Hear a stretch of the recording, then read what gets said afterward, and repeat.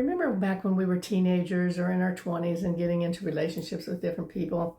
And at that time, it was absolutely the guy's job to make the move and invite you out and do anything. So always the guy was doing this. I've always felt bad for a guy to have to be the one to do that, because you're putting yourself in a big, huge chance of huge rejection. You know, what if you are expressing a feeling about somebody, or you want to go out with her or something, and she rejects you? That must be really hard to do. And I kind of think now at this time, with this Me Too movement, where a lot of women are being very, really cautious about anything that a guy does. I mean, you know, the guy has to be cautious about what he does. I mean, that's some casual touch or something, then she might get some kind of attack of a sexual harassment or something, and it's really too bad. But I know in my life, I kind of have taken charge. I've had 3 major serious relationships.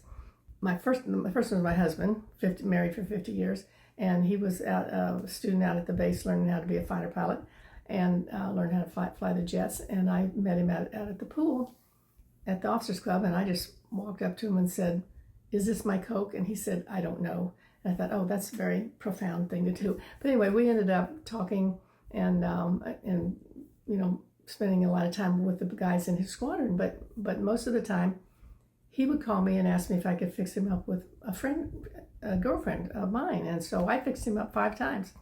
And then and I dated the guy next door and the guy upstairs and all around. So we were always, a lot of times, on double dates, but he was always with somebody who I fixed him up with.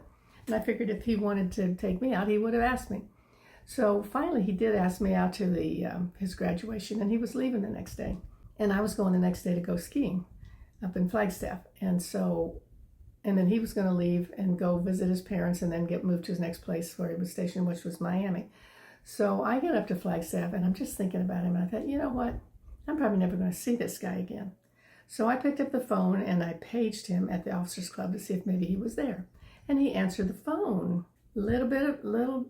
Quite a few bits of Jack Daniels he'd had, and he decided he's going to come up to Flagstaff in snow and rain and ice, all kinds of stuff. He's driving up to Flagstaff. Got up there about 2:00 in the morning, and then he ended up staying an entire week. And then he left to see his parents and moved to Florida. And then he goes off to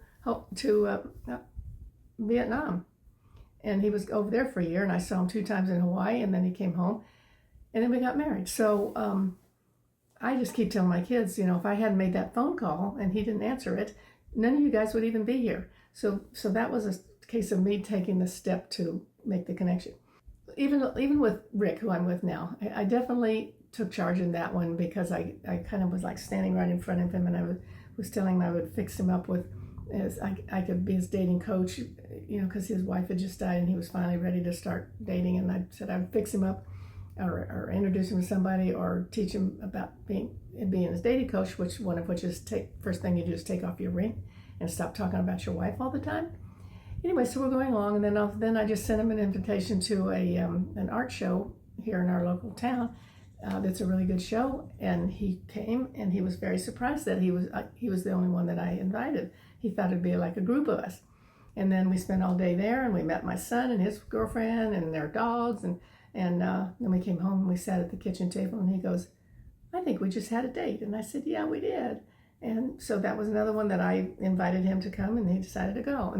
And then we were sitting, we were at a group meeting at my friend Salvatore's house, and we're sitting outside, and we were on his couch, the very last row of all the people in front of us, and he was sitting next to me, and I was just listening. And finally, I just grabbed his hand, and I just held his hand, and he whispered to me like, "Wow, that really feels good."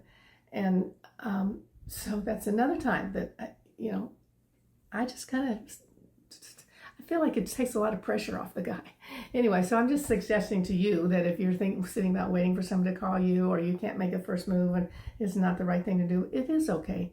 Go ahead and do it, but just don't be obnoxious about it where you're chasing him all over the place and you won't leave him alone. But just little subtle things like just hold his hand when you're sitting next to each other at a meeting and stuff like that. So anyway, that's my hints from my story, my diary of the 78-year-old teenager, which is my book on Amazon. And then I have a YouTube channel, Tips from a 78-year-old Teenager, that you can check that out and subscribe that and share it with your friends. But anyway, thank you so much for tuning in, and I will see you next week.